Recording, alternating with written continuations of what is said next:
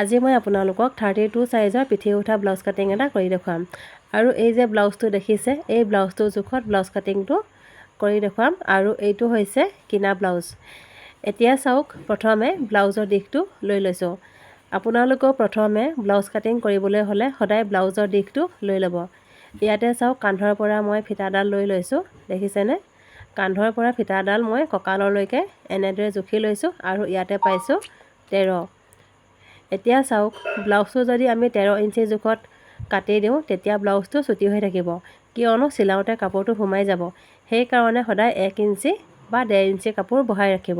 দিশটো লোৱাৰ পাছত কান্ধৰ জোখটো লৈ ল'ম। কান্ধৰ জোখটো ল'বৰ কাৰণে চাওক হাতৰ যে এই চিলনিটো দেখিছেনে?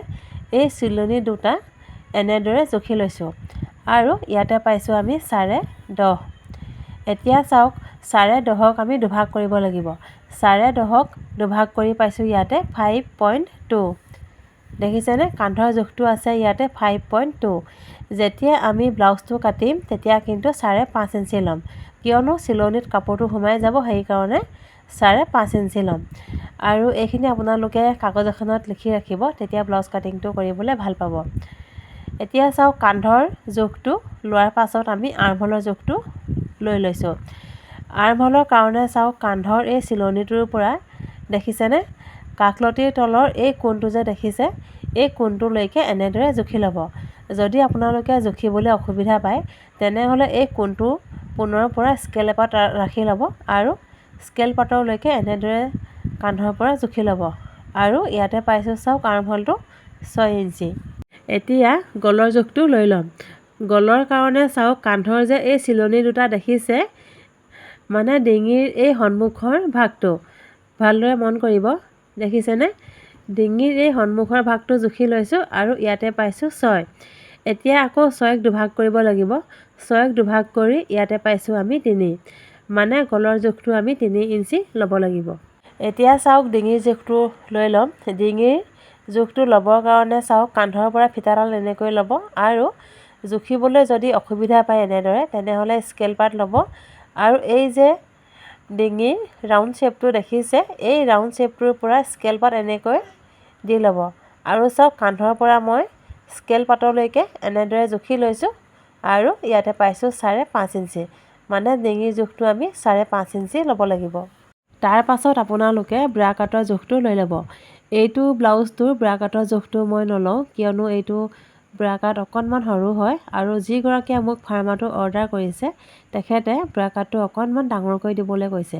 সেইকাৰণে চাওক এইটো ব্লাউজৰ ব্ৰা কাটৰ জোখটো মই ৰখা নাই। আৰু জোখটো যদি আপোনালোকে ল'বলৈ হয় তেন্তে কান্ধৰ পৰা ফিটাডাল এনেকৈ ল'ব আৰু চাওক বেল্টৰ পিচটো যে পৰিছে ইয়ালৈকে আপোনালোকে জুখি ল'ব, দেখিছেনে?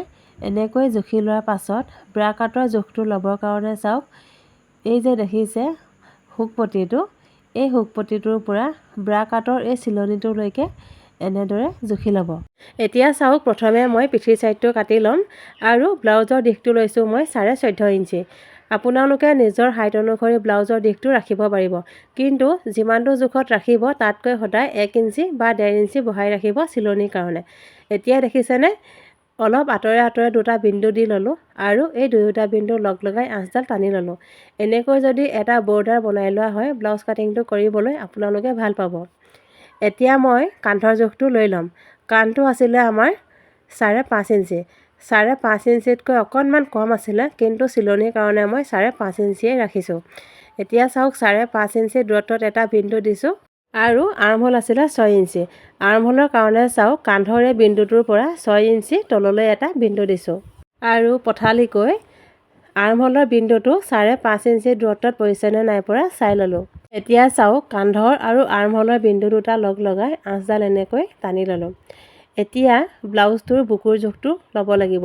বুকুৰ জোখটো ল'বৰ কাৰণে আপোনালোকে 32ক 4য়ে হৰণ কৰি দিব আৰু হৰণ কৰি যিটো পাব সেইটোৱে বুকুৰ জোখটো ৰাখি দিব। একেবাৰে নতুনসকলক ব্লাউজটোৰ বুকুৰ জোখটো একেবাৰে সহজ পদ্ধতিৰে উলিয়াই দেখুৱাইছোঁ চাব। ব্লাউজটো আছিলে 32 সাইজৰ, দেখিছেনে? ফিটাডাল মই 32ত এনেদৰে লগাই লৈছোঁ, মানে 32ক আমি 4 ভাগ কৰিব লাগিব। প্ৰথমে চাওক 32ক দুভাগ কৰি ল'লোঁ আৰু দুভাগ কৰি পাইছোঁ ইয়াতে 16। এতিয়া আকৌ 16ক দুভাগ কৰিব লাগিব, দেখিছেনে? 16ক আকৌ দুভাগ কৰি ইয়াতে পাইছোঁ আমি 8 আৰু বুকুৰ জোখটো আমি 8 ইঞ্চি ল'ব লাগিব। চাওক আৰ্মহোলৰ এই আঁচডালৰ সৈতে এনেদৰে মিলাই লৈছোঁ আৰু 8 ইঞ্চি দূৰত্বত এটা বিন্দু দিছোঁ আৰু কান্ধৰ পৰা 6 ইঞ্চি দূৰত্বত বিন্দুটো পৰিছেনে নাই পৰা চাই ল'লোঁ। ব্লাউজ কাটিং কৰোঁতে আপোনালোকে সদায় এইখিনি মিলাবলৈ চেষ্টা কৰিব। এতিয়া চাওক এই বিন্দুটোৰ পৰা আৰ্মহোলৰ বিন্দুটোলৈকে আঁচডাল টানি ল'লোঁ। দেখিছেনে ব্লাউজটো হৈছে 32 চাইজৰ। এতিয়া কঁকালৰ জোখটো লৈ ল'ম। ইয়াতে কঁকালটো জুখি পাইছোঁ 14। 14ক এতিয়া আকৌ দুভাগ কৰিব লাগিব। 14ক দুভাগ কৰাৰ লগে লগে ইয়াতে পাইছোঁ 7। এতিয়া চাওক কঁকালৰ কাৰণে 7 ইঞ্চি দূৰত্বত এটা বিন্দু দিছোঁ আৰু চাওক পিঠিৰ এই যে মাজৰ অংশটো চিলোৱা হয় এই চিলনিটোৰ কাৰণে এই বিন্দুটোৰ পৰা 1 ইঞ্চি বঢ়াই লৈছোঁ। দেখিছেনে 1 ইঞ্চি দূৰত্বত এটা বিন্দু দিছোঁ পিঠিৰ এই মাজৰ অংশটো চিলাবৰ কাৰণে। এতিয়া চাওক এই দুয়োটা বিন্দু লগ লগাই আঁচডাল টানি ল'লোঁ। ব্লাউজটো কেতিয়াবা বহল কৰিবলগীয়া হ'বও পাৰে, সেইকাৰণে সদায় অকণমান কাপোৰ বঢ়াই ৰাখিব লাগে। এতিয়া চাওক ইয়াতে 1.5 ইঞ্চি বঢ়াই ৰাখিছোঁ আৰু কান্ধৰ পৰা 6 ইঞ্চি দূৰত্বত বিন্দুটো পৰিছেনে নাই পৰা চাই ল'লোঁ। এতিয়া চাওক এই বিন্দুটোৰ পৰা আঁচডাল টানি এনেকৈ মিলাই ল'লোঁ আৰু কঁকালৰ ফালেও 1.5 ইঞ্চি বঢ়াই ৰাখিছোঁ। এতিয়া চাওক দুয়োটা বিন্দু লগ লগাই আঁচডাল এনেকৈ টানি ল'লোঁ। এতিয়া চাওক এই যে আঁচডাল দেখিছে এই আঁচডালতে ব্লাউজটো গা জোখত চিলোৱা হ'ব। দেখিছেনে এইডাল হৈছে চিলাই মাৰ্জিনৰ আঁচডাল। পিঠিৰ ভাগটো চিলাবৰ কাৰণে চাওক চিলাই মাৰ্জিনৰ আঁচডালৰ পৰা ফিটাডাল এনেকৈ লৈছোঁ আৰু একেবাৰে সোঁমাজত এটা বিন্দু দিছোঁ আৰু এই সোঁমাজৰ বিন্দুটোৰ পৰা চাওক ওপৰ ফাললৈ 4.5 ইঞ্চি দূৰত্বত এটা বিন্দু দিছোঁ। এতিয়া এই দুয়োটা বিন্দু এনেদৰে লগ লগাই আঁচডাল টানি ল'লোঁ। দেখিছেনে আৰু এইফালে 0.5 ইঞ্চি দূৰত্বত এটা বিন্দু দিছোঁ, এইফালেও 0.5 ইঞ্চি দূৰত্বত এটা বিন্দু দি চাওক এনেকৈ আঁচডাল টানি ল'লোঁ আৰু পিঠিৰ মাজৰ চিলনিটো ইয়াতে চিলাব লাগিব। এতিয়া চাওক গলৰ জোখটো লৈ ল'ম। গলৰ কাৰণে 3 ইঞ্চি দূৰত্বত এটা বিন্দু দিছোঁ। ব্লাউজটোৰ পিঠি উঠা দিছোঁ, সেইকাৰণে বহুত বেছি কাটি নিদিওঁ। দেখিছেনে অকল 2 ইঞ্চি কাটিছোঁ পিঠিটো। 2 ইঞ্চি দূৰত্বত এটা বিন্দু দিছোঁ আৰু এই দুয়োটা বিন্দু এনেদৰে লগ লগাই বক্স আকাৰত বনাই ল'লোঁ। এতিয়া চাওক পিঠিৰ ৰাউণ্ড শ্বেপটো দি লৈছোঁ। যদি আপোনালোকে ইয়াতকৈ অকণমান বেছি কটা বিচাৰে তেনেহ'লে 0.5 ইঞ্চিও কাটিব পাৰিব। দেখিছেনে 0.5 ইঞ্চিত মই বিন্দুটো দি এনেদৰে বক্স এটা বনাই ল'লোঁ, আকৌ ৰাউণ্ড শ্বেপটো দি লৈছোঁ। এতিয়া আৰ্মহোলৰ শ্বেপটো দি ল'ম। আৰ্মহোলৰ শ্বেপটো দিবৰ কাৰণে চাওক এই কোণটোৰ পৰা 1.5 ইঞ্চি দূৰত্বত এটা বিন্দু দিছোঁ আৰু এই যে আৰ্মহোলৰ আঁচডাল টানি লৈছিলোঁ এই আঁচডালৰ একেবাৰে সোঁমাজত এটা বিন্দু দিছোঁ।